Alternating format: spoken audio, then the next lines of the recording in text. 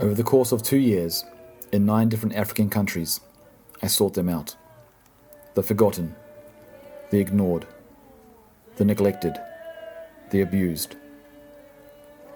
I found them crouching in the dark corners of church basements, chained to beds in crumbling hospitals, tethered to sticks in dust-blown tent cities, locked away behind the rusted bars of prisons.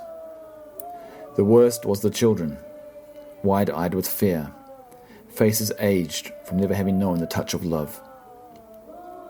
To be mentally disabled in many parts of our world is to be subhuman. To be mentally ill in a country in war, in a failed state, in a nation racked by corruption, in a refugee camp, is to be condemned. The first time I met a group of people with mental disability was in a prison in South Sudan. The experience changed me and started me on a path to document the lives of the mentally disabled living in African countries in crisis. I traveled through the continent meeting people with mental illness caused by horrors experienced and those with mental disability from birth. In the ruins of cities destroyed and institutions where the infrastructure of care has collapsed, I documented the catastrophe life is for these people.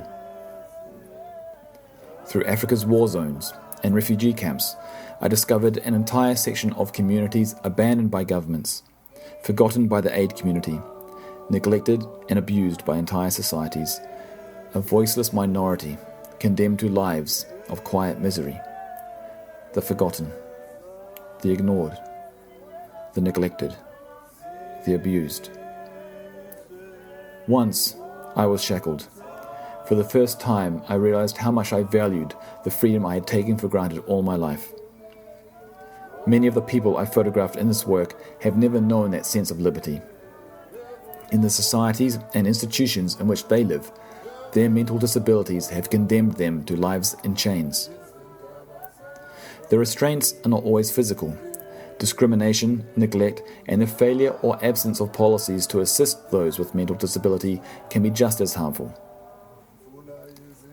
Suffering can be endured where hope exists. I knew I would be released from my shackles, that eventually my liberty would be returned. Alas, for the many people I met with mental disability, there is little hope. I have been staggered by the dearth of people willing to help. Politicians, heads of psychiatric institutions, charity workers, religious leaders. Their willingness to assist only extends to voters, those groups attractive to funders, or those who by helping them will boost their reputation. When it comes to caring for the mentally disabled, it is always someone else's job. And so, the chains remain, and they continue to be the forgotten, the ignored, the neglected, the abused. And that is the saddest part of making this work.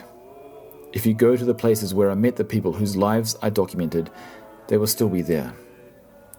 The same rope knotted around their ankle, the same nightmares waking them at night. So what does a witness to all this suffering do? He documents and he leaves.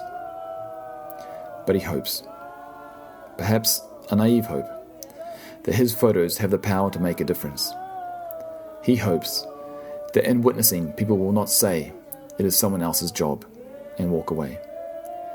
They will see these pictures and know that that man is still crouching in the corner of that church basement, that that woman is still chained to a bed in that crumbling hospital, that that child is still tethered to that stick in that dust-blown tent city, and they will not give up on the forgotten, the ignored, the neglected, the abused, the condemned.